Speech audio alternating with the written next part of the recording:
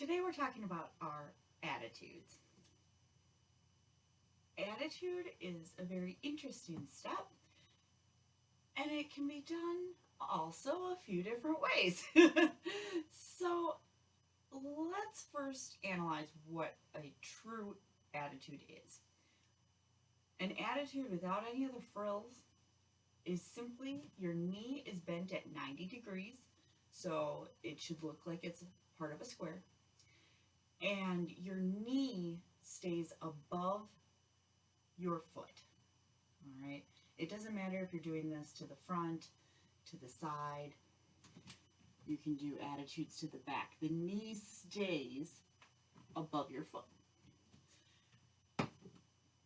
Also, with just your fundamental attitude, it's the same arm as working leg that goes above your head. So if I do an attitude with my right leg, my right arm goes up. I would be in that high third arm position. My supporting leg would be straight and it would be flat. Now, I can do different things with my supporting leg. I can be flat, I can be in a releve position, or I could be fully extended up to my point. We're going to go into more logistics on that later. So that's our fundamental attitude. It is simply same arm as leg, whichever direction we are headed. Now there are other types of attitudes.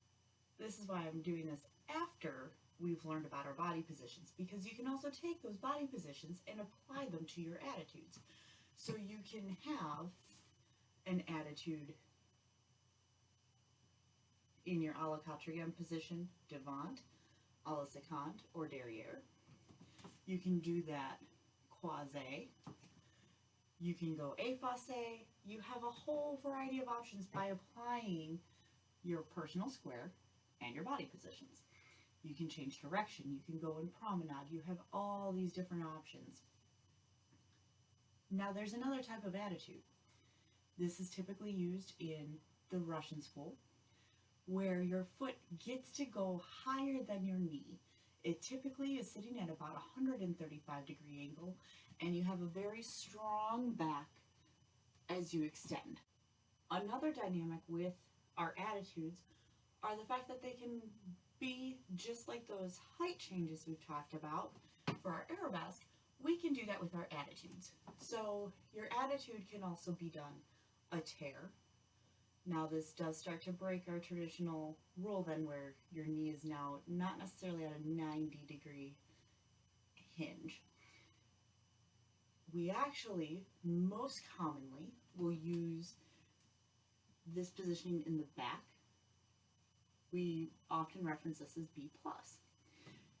B+ is simply an attitude performed a tear. It's on the ground. We will also do different types of like spring points and embouté sets that require you to strike an attitude devant positioning. Again, attitudes have a lot of different aspects, and there's also that traditional attitude like we talked about, and understanding all those differences can be really important, and it helps you better understand what is being asked of you in choreography and throughout class.